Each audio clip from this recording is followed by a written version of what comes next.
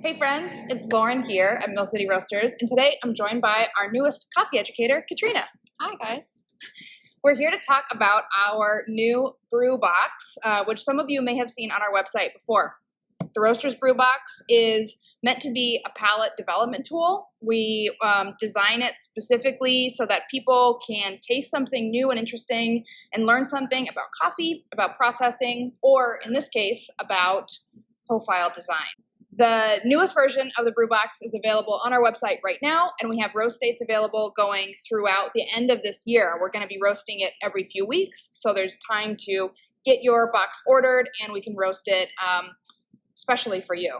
We're doing some interesting things with this Brew Box, which is why I invited Katrina to join us today to talk about some of the other resources that we're providing as part of this Brew Box experience. But first, I want to talk about what's in the box. So this is a profile exploration.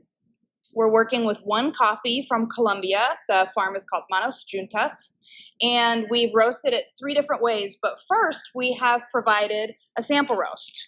And the sample roast is kind of unique for this brew box, and I wanted to ask Katrina why we included the sample roast and what it does for the set.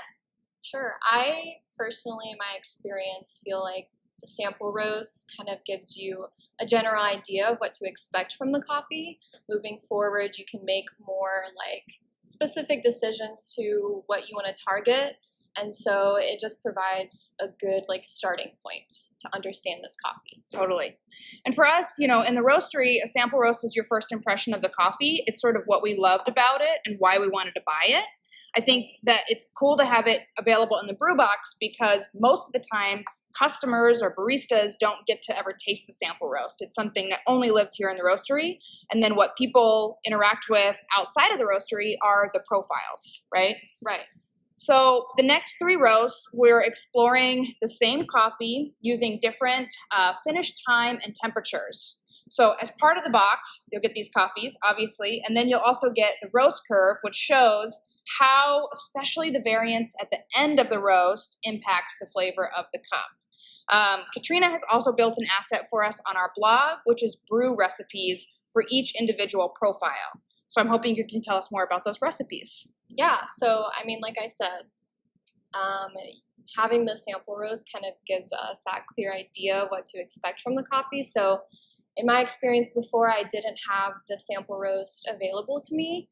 When you were working as a barista? Exactly. Yeah. And so at the cupping table, it was really interesting to just kind of speculate what might come out of this coffee whenever it is profiled, and really just made me excited for dialing in each of these profiles to really emphasize what Bryant wanted to get out of each profile. Yeah. And so as part of building those brew recipes, you were talking to Bryant about what each roast profile, what he was trying to highlight about the coffee, right? Right. So we would go back and forth. We start with a standard recipe, kind of like you start with a sample roast so that you can get an idea of where you want to go next. We start with that standard recipe and then tasted it with Brian, got feedback from him, and really tailored each individual recipe to highlight each profile and what we wanted to get out of it. It's really interesting to see how you can take one coffee and create 3 very different cups of coffee with it. So for roasters, this is an interesting tool to show you how diverse one green coffee can be on your menu. You could roast it 2 or 3 different ways to make it more appealing to different customers. And for baristas or home brewers or anyone else who doesn't roast coffee but wants to learn about roasting coffee, this is the perfect way to see how decisions made at the profile at the roaster affect the final cup. This is exactly the type of stuff that we're always trying to do at Mill City Roaster, which is to bridge that gap between roasting and enjoying the flavor of coffee and getting us to kind of all sort of start speaking the same language. The last thing I want to mention is that we are going to do 2 virtual cuppings as part of this Brew Box launch this fall. So on October 5th and November 29th, Katrina and myself and our roaster, Bryant, will get together on YouTube and Instagram and just cup these coffees along with you if you'd like. So if you want to participate in the October 5th one, you should order your brew box on or before September 27th so you get it in time. And if you want to join us for the November 29th one, you can order your brew box on or before November 22nd to join us here in the roastery and taste along with us.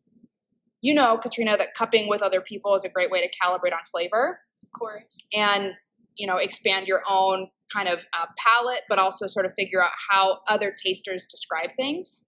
Exactly. I think one of the more like enlightening things about this process was I would taste the coffee and kind of know that I wasn't in the right direction, but getting that reassurance from Brian and him kind of saying, well, this is what I tasted, just like clicked everything, kind of brought everything together, and allowed me to move forward and make a decision. Yeah. So it's been really exciting putting this together. We really love this coffee, and each of these profiles is really interesting on its own. Even if you don't want to cup it or use it as a training tool, this is just a nice box of coffees to brew and taste and share with friends. So check it out on the website. Like I said, roast dates are available kind of throughout the next few months. And let us know if you get it.